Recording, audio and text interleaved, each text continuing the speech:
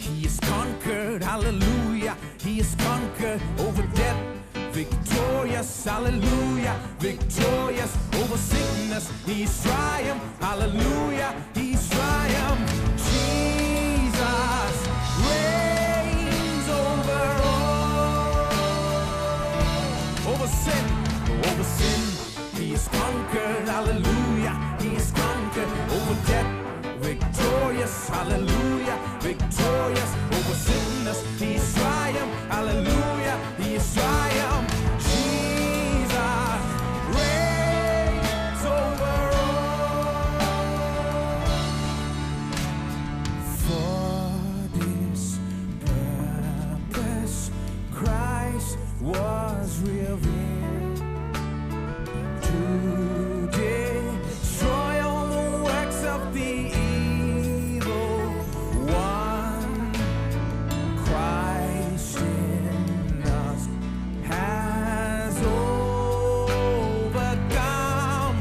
So with gladness we sing and welcome His kingdom in. Over sin, He's conquered, hallelujah. He's conquered over death. Victorious, hallelujah. Victorious over sickness. He's triumphed, hallelujah. He's triumphed. Jesus reigns over all. Over sin, over sin. He's conquered, hallelujah. He's conquered over death. Victorious, hallelujah. Victorious over sickness. He's triumphed, hallelujah. He's triumphed. Jesus reigns over all. In the name of Jesus we stand. By the power of His blood we now claim this ground. Satan has no authority here, so darkness must flee, for Christ has the victory. Over sin, He has conquered, hallelujah. He has conquered over death. Victorious, hallelujah. Victorious over sickness. He's triumphed, hallelujah. He's triumphed. Jesus reigns over all. Let's try one more time. Over sin. Over sin, He is conquered, hallelujah. He is conquered over death. Victorious, hallelujah. Victorious over sickness. He's triumphed, hallelujah. He's triumphed. Jesus reigns over all. Jesus reigns over all. Jesus reigns over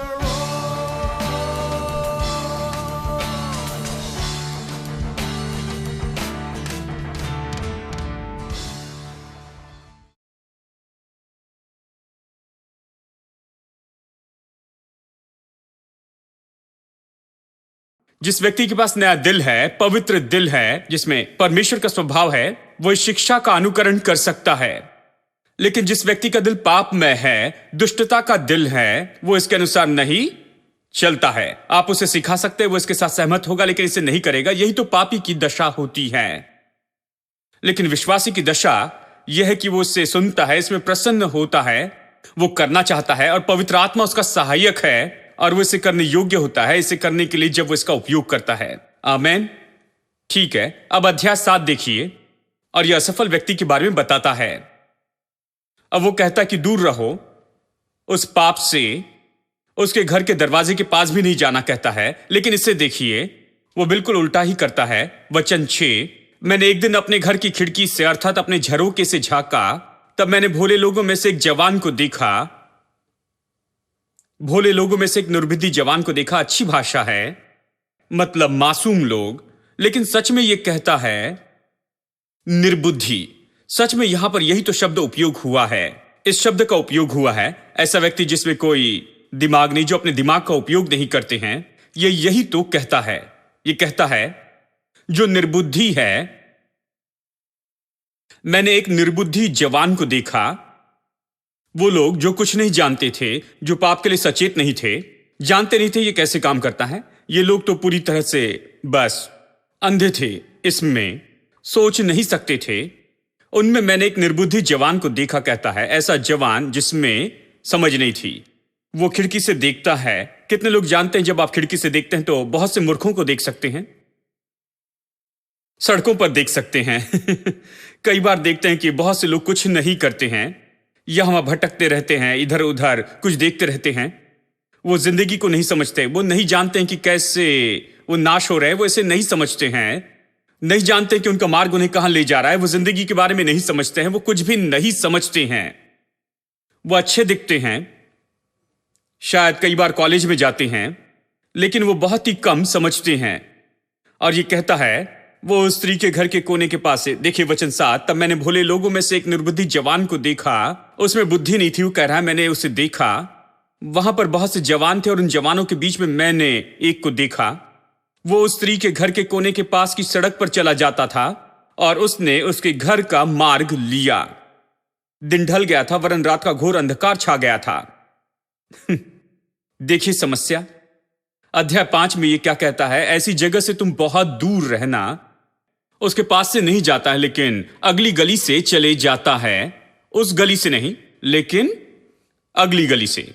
मैं एक अनुवाद पढ़ रहा था और यह कह रहा था कि उसके आस पड़ोस के पास में भी नहीं जाना, उस सड़क पर नहीं और उसके दरवाजे के पास नहीं। यह कहता है कि उसके पड़ोस में भी नहीं जाना। यही अनुवाद है। यानी यहां पर इसकी समस्या क्या है, कैसे उसने खुद को सौंप दिया और कैसे वो इसके अंदर में आकर गिर गया। आप इस कहानी को पढ़िए। यानी ये तो जाकर खुद को सौंपता है, बस इसी के बारे में है। उसने खुद को कैसे सौंप दिया। उसने खुद को इसलिए सौंप दिया क्योंकि उसने उस निर्देश को नहीं माना कि वो उसके द्वार से दूर ही रहे, इस व्यक्ति के घर से दूर रहे। निर्देश दिए गए थे कि दूर ही रहना, लेकिन ये सड़क के पास से जाता है।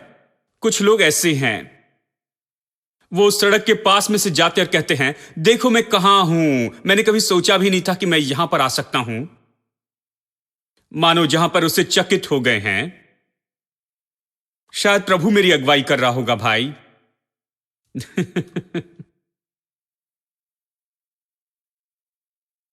साफ निर्देश दिए गए थे कि दूर ही रहना और वो सड़क पर से जाता है।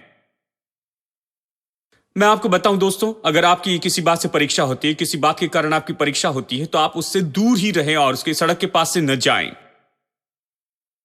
कहीं अगर खाना आपकी समस्या है और आपको अपना वजन कम करना है, आप डाइट पर हैं, तो फ्रिज के पास से भी मत जाइए और बार बार किचन में से भी मत जाइए। बहुत सरल शब्दों में कहता हूं, मुझे अच्छे शब्दों में बताना है, क्योंकि अगर आप किचन के पास से जाएंगे तो आपको भोजन की सुगंध आएगी और आप वहां पर जाएंगे और फिर पकाने वाले से कहेंगे कि मैं तो बस इसे सूंघने के लिए आया हूं, बस बर्तन को खोलते हैं, चिकन कैसा दिखता है ये देखने आया हूं। और जितना ज्यादा आप उसे देखते चले जाएंगे उतना ज्यादा आप में इच्छा होगी कि आप कुछ पीसेस खा लें। कुछ पीसेस काफी नहीं होंगे, आपको और ज्यादा चाहिए होगा। और फिर आप फ्रिज के पास में आते हैं। आप जानते हैं कि फ्रिज में क्या है, क्योंकि आपने खुद वहां पर उसे फ्रिज में रखा था। उसके पास से मत जाइए और कई जगह पर जाइए, बेडरूम में जाइए, टेरेस पर जाइए, किसी और जगह पर आप चले जाइए, यहां पर नहीं, क्योंकि यह आपकी समस्या है। क्योंकि जब भी फ्रिज के पास से जाते हैं आप उसे खोलकर कुछ खाना चाहते हैं। जब भी आप किचन में से जाते हैं वहां पर कुछ बर्तन खोलकर आप खाना चाहते हैं। इसे मत कीजिए। यदि शराब पीना आपकी समस्या है तो वाइन शॉप के आसपास भटकते न रहें। यदि शराब पीना आपकी समस्या है तो ऐसे दोस्तों के साथ में न रहें जो कि शराब पीते हैं, क्योंकि यह आपकी समस्या है। यही तो वो परीक्षा है जिसके साथ में आप निपटना चाहते हैं और यही तो वो बात है जो आपको नाश कर रही है और आप जानते हैं कि ये गलत है, तो फिर आप वहां पर क्या कर रहे हैं? आप उससे दूर ही रहें। सब लोग कहे दूर। देखिए यही तो सबसे पहली बात है, इसके लिए कोई गहरा भेद नहीं है, कोई बड़े प्रकाशन की बात नहीं। आप उससे दूर ही रहे। यदि वो दुकान इस तरफ है तो इस तरफ से जाइए। इसे समझ लो कि आप चक्कर मार रहे हैं, आपको वहां पर जाने नहीं दिया जाता है, आप किसी और रास्ते से जाइए। आप कुछ दोस्तों को टालें, आप कुछ संगत को टाल दें, आप वहां पर कुछ परिस्थिति को और कुछ बातों को टालते चले जाएं जिसके बारे में आप जानते हैं कि ये तो परीक्षा है, और आप निश्चय ही उससे दूर रहें। यदि आप उससे दूर रहें तो आप कभी उसमें नहीं गिरेंगे, आप कभी खुद को उसके लिए नहीं सौंपेंगे। हेलो, कुछ लोग सोच रहे हैं अरे सुनो, इन दिनों में प्रचार तो बहुत ही गंभीर बात पर हो रहा है। कुछ और हफ्ते आप राह देखिए। देखिए, बाइबल तो बहुत ही अद्भुत है। इसमें कोई उलझन की बात नहीं, इसमें कोई मुश्किल की बात नहीं है। पिता के दाहिनी ओर एक महायाजक है, वो हमारी मदद के लिए तैयार है, और यहां पर स्पष्ट निर्देश है कि उससे दूर रहे, उसके पास भी न जाएं, क्योंकि उसके पास जाएंगे तो आप वही कर बैठेंगे। आप उसके पास न जाए, चाहे आपकी जो भी परीक्षा हो, जो भी मुश्किल हो, आप उसके पास न जाएं। खुद को उसके पास जाने की अनुमति न दें। ठीक है, निर्देशों का हम कैसे पालन कर सकते हैं? 3 बात आप कर सकते हैं। आज मैं एक बात बताऊंगा और अगले हफ्ते की राह देखेंगे कि और 2 बातों को देखें। शायद एक एक करके बताऊंगा, क्योंकि ये भारी बात है। पहली बात जो आपको उससे दूर रहने के लिए करनी चाहिए कि आपको तो पवित्र आत्मा की अगुवाई में चलना होगा। अब मेरे साथ गलातियों निकालिए। गलातियों में चलते हैं। गलातियों अध्याय 5 और वचन 16। गलातियों 5:16। पर मैं कहता हूं कि आत्मा के अनुसार चलो तो तुम शरीर की लालसाओं को किसी रीति से पूरी न करोगे। क्या किसी को कोई संदेह है कि यह क्या कह रहा है? इसे सुनिए, क्योंकि शरीर आत्मा के विरुद्ध में और आत्मा शरीर के विरुद्ध में लालसा करता है, और ये तो एक दूसरे के विरोधी हैं कि तुम जो करना चाहते हो वो न करने पाओ। यदि तुम आत्मा के चलाए चलते हो तो व्यवस्था के अधीन न रहे। शरीर के काम तो प्रकट हैं। काम तो प्रकट है, अर्थात व्यभिचार, गंदे काम, लुचपन, मूर्ति पूजा, टोना, बैर, झगड़ा, ईर्ष्या, क्रोध, विरोध, फूट, विधर्म, डहा, मतवालापन, लीला क्रीड़ा, और यहां पर यह लिस्ट खत्म नहीं होती और कहता है इसके जैसे और काम। तो कोई संदेह नहीं है कि शरीर के काम कौन से हैं। यानी जब वचन 16 कहता है कि आत्मा में चलो तो तुम शरीर की अभिलाषाओं को पूरा नहीं कर पाओगे, ये बस ये कहता है यदि तुम आत्मा में चलोगे तो तुम इस तरह के काम को नहीं करोगे। ये लिस्ट है और इसमें बहुत कुछ है जो लिस्ट में जुड़ना बाकी है। यदि आप आत्मा में चलेंगे तो आप इस तरह की जीवन शैली में जुड़े नहीं रहेंगे। आत्मा में चले तो तुम शरीर की अभिलाषाओं को पूरी नहीं करोगे। मैं कैसे जी सकता हूं पाप को सौंपे बिना ही? मैं कैसे प्रतिदिन विजयी रूप में जी सकता हूं? आत्मा में चले। अब ये क्या कह रहा है? आत्मा में चलना क्या है? मनुष्य आत्मा, प्राण और शरीर है, हम जानते हैं। मैं एक आत्मा हूं, मेरे पास प्राण है, मन है, मैं शरीर में रहता हूं। जैसे परमेश्वर आत्मा है, मैं आत्मा हूं, आत्मिक व्यक्ति हूं, शरीर में रहता हूं, मेरे पास मन है, प्राण है।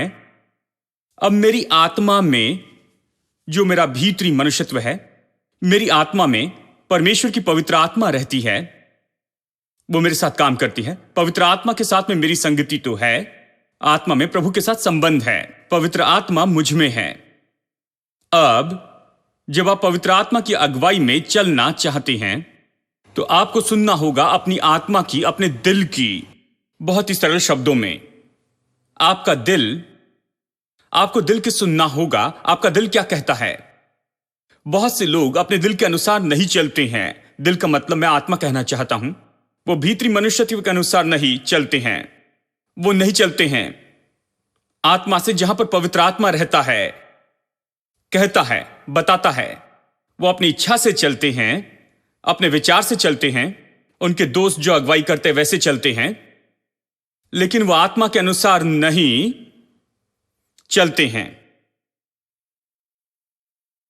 इफिसियों अध्याय 2 में यह कहता है वो लोग जो मसीह के बिना हैं उनकी दशा मसीह में आने के पहले, कहता है तुम अपने पाप और अधर्म में मरे हुए थे। और हम कैसे जिंदा थे?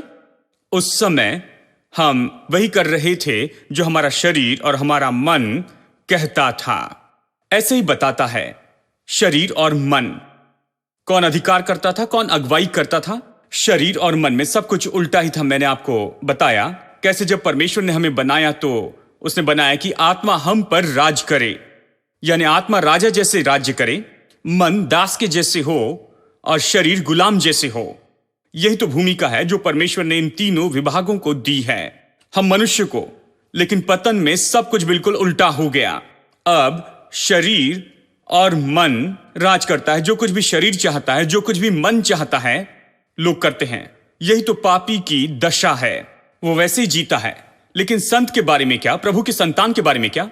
जब मैं कहता हूं संत तो लोग सोचते हैं कि ये बहुत ही विशेष होंगे। तो चलिए मैं कहूं कि विश्वासी के बारे में क्या? वो कैसे जीते हैं? जो कुछ भी शरीर और मन कहता है उसके अनुसार वो चलाई नहीं चलते। वो तो अपनी आत्मा के चलाई चलते हैं, क्योंकि उद्धार का मतलब है अब आपकी आत्मा जीवित है। आपकी आत्मा जीवित है, इसलिए उसने अपनी भूमिका को ले लिया है। अभी वो आपके जीवन का स्वामी हो गया है।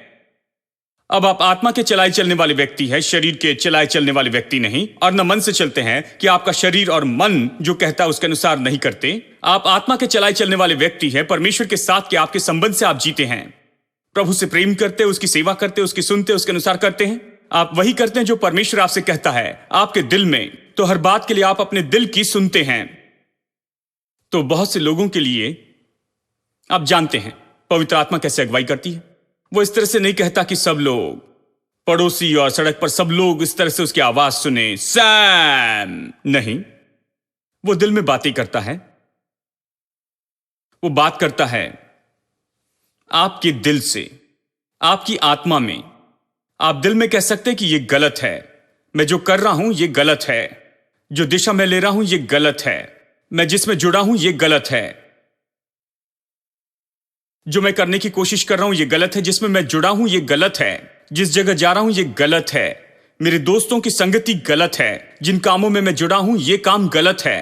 आपका दिल आपको बता रहा है। आपके दिल ने आपको कई बार बताया, लेकिन आपने उसकी बात नहीं सुनी। आपने जाकर वही किया जो आपके शरीर ने कहा, जो आपके मन ने कहा, जो आपके दोस्त कहते हैं, जो आपकी इच्छा कहती है, जो आपके विचार कहते हैं। आपने अपनी इच्छाएं बढ़ाई है गलत चीजों को देखने से, अपनी इच्छाएं बढ़ाई है गलत चीज पढ़ने से, गलत दोस्त रखने से, और इच्छाओं ने आप पर अधिकार किया और आपने जाकर वही किया जो कि आपकी इच्छा ने कहा था। और मुश्किल में फंसते हैं और परमेश्वर पर दोष लगाते हैं कि परमेश्वर ने मेरे साथ ऐसा क्यों होने दिया।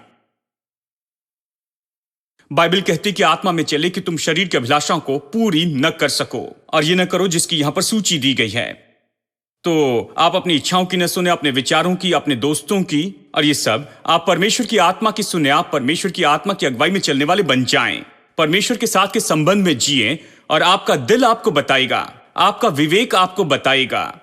आपका विवेक परमेश्वर के वचन से शुद्ध होता है। पवित्र आत्मा आपको बताएगा कि क्या सही है और क्या गलत है। परमेश्वर की आत्मा की अगुवाई में चले। दिल जो कहता कि ये सही नहीं है उसे ना करें। दिल जो कहता कि ये सही नहीं है उसे कभी ना करें। आपके दिल में जो भी बताया गया वही करने की कोशिश करें। यह पवित्र आत्मा की अगुवाई है। वो जो आपके अंदर है वो कैसे है, वो आपकी परीक्षा जानता है। वो परमेश्वर है, वो आपकी परीक्षा जानता है। वो ये भी जानता है कि मार्ग में आगे शैतान ने क्या योजना बनाई है। देखिए, शैतान तो बिल्कुल ऐसा है जैसे कोई मनुष्य किसी जमीन के नीचे में बम लगाता है। उसे क्या कहते हैं, लैंड माइंस। लैंड माइंस, उसे ढूंढ निकालने के लिए आपको डिटेक्टर लगता है। लेकिन पवित्र आत्मा सबसे अच्छा डिटेक्टर है। वो आपको ऐसे मार्ग से लेकर जाता है जहां पर आप कभी किसी लैंडमाइन के ऊपर पैर नहीं रखेंगे। आप उससे नाश नहीं होंगे। शैतान ने ऐसी बहुत सी योजनाएं बनाकर रखी हैं। उसने बहुत से विनाश की बातों को मार्ग में रखा है। लेकिन पवित्र आत्मा ये सब कुछ जानता है। पवित्र आत्मा तो बुद्धिमान है, सब जानता है। वो सब जानता है। और इसलिए मैंने कहा, शैतान जो आपकी परीक्षा लेता है उससे आप बिल्कुल न डरें, क्योंकि वो जो शैतान से बड़ा है वो तो आपके अंदर में रहता है। इसलिए आप जयवंत है। और इसलिए ये ना सोचे कि हाँ, शैतान ने मेरे द्वारा ये किया इसलिए मैंने किया। नहीं, पवित्र आत्मा के बारे में क्या, वो ऐसा करने से आपको रोकेगा, वो आपको इससे दूर ले जाएगा। तो वो जानता है शैतान ने क्या योजना बनाई। वो आपकी कमजोरी जानता है। वो जानता है आप कहां पर कमजोर हैं। वो जानता है आपके लिए कौन सी चीजें अच्छी नहीं हैं। वो जानता है कि आपको कौन सी बातें सुननी है, कहां पर सुननी है, कहां पर होना है और क्या करना है। वो आपको सुरक्षित मार्ग में लेकर चल सकता है। पाप से दूर आपके जीवन के प्रतिदिन वो आपको दूर ले जा सकता है। आपके अंदर जो पवित्र आत्मा है उसका यही तो मोल है। दूसरे शब्दों में आपको गुप्त स्थान में रखेगा, जिसके बारे में भजन 91 कहता है, सर्वशक्तिमान की छाया में। जहां एक उंगली भी आपके विरुद्ध में नहीं उठेगी कि आपने किसी तरह से कोई गलत काम किया हो, जहां कोई भी जीव आपके विरुद्ध में उठकर आपके विरुद्ध में नहीं कहेगी, और अगर वो आपके विरुद्ध में कह भी दे तो वो शर्मिंदा होंगे, क्योंकि आप उन्हें गलत साबित करेंगे, क्योंकि आप तो पवित्र आत्मा की अगुवाई में चलने वाले हैं। वो आपको बिल्कुल सही मार्ग में ले जाएगा और आप ये सारे गलत काम नहीं करेंगे, और इसलिए अंत में सभी लोग जान लेंगे कि जो भी आपके विरुद्ध में कहा गया था वो झूठ था। हर एक जीव तो चुप हो जाएगी जो आपके विरुद्ध में कहती है। लोग क्या कहते हैं इसकी चिंता मत कीजिए, लोग हजारों बातें कहेंगे। आप पवित्र आत्मा की अगुवाई में चलते चले जाएं, एक न एक दिन सभी लोग जान लेंगे कि आप सही हैं और बाकी सब लोग गलत हैं। देखिए, वो आपकी अगुवाई करेगा अपने पंखों की छाया तले, वो आपको चलाएगा उस सुरक्षा के अंदर।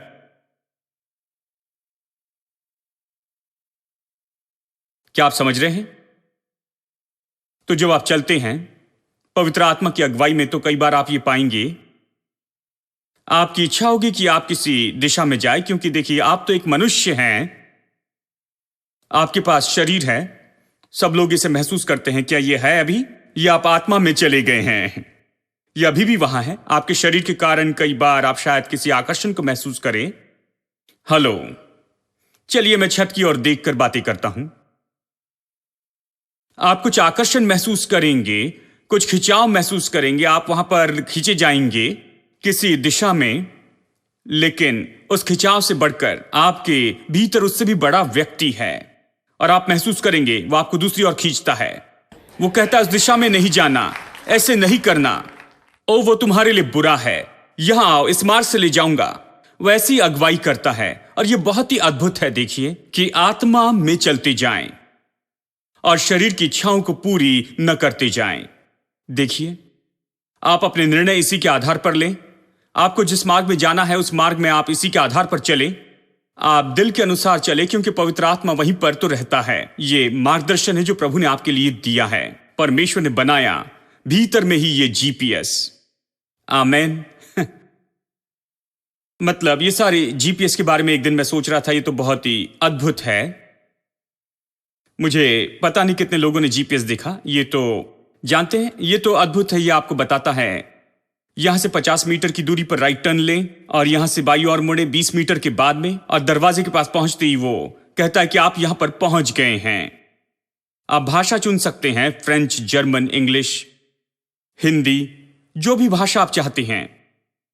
और जब ये आया तो मैंने पूछा ये कैसे काम करता है। उन्होंने कहा सैटेलाइट से ये आपकी ओर देखता है, आप जहां भी हैं अपनी कार में, ये मार्गदर्शन करता है। गलत जगह मुड़ने पर कहता है ठीक है आपने गलत जगह मोड़ लिया, अब आगे बढ़कर वापस आइए, यहां पर जाइए।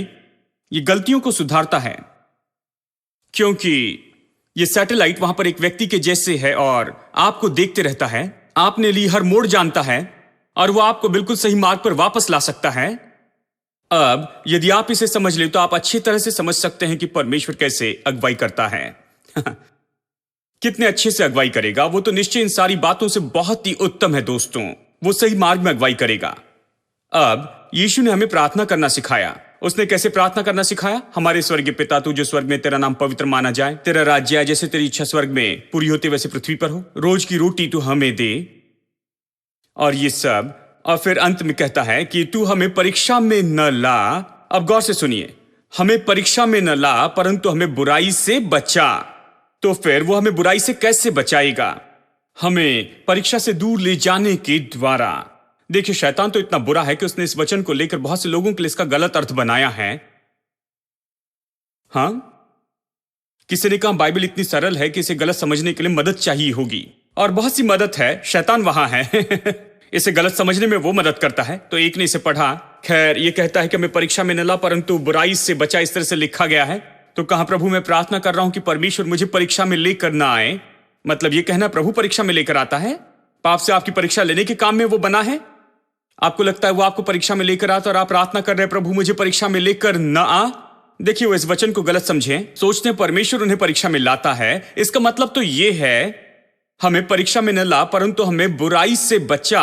कहता है प्रभु मुझे उस सारी बुराई से बचा जो शैतान ने मेरे विरुद्ध में योजना बनाकर रखी है परीक्षा के रूप में, और मुझे उस परीक्षा के मार्ग से दूर लेकर जा।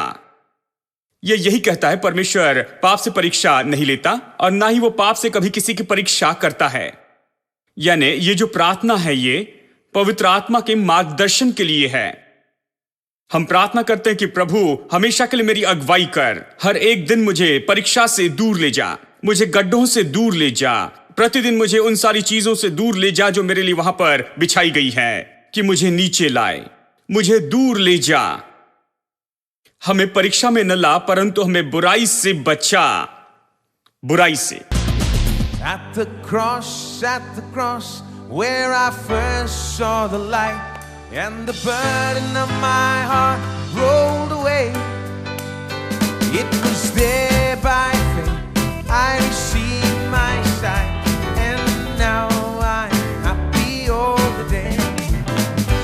At the cross, where I first saw the light, and the burden of my heart rolled away. It was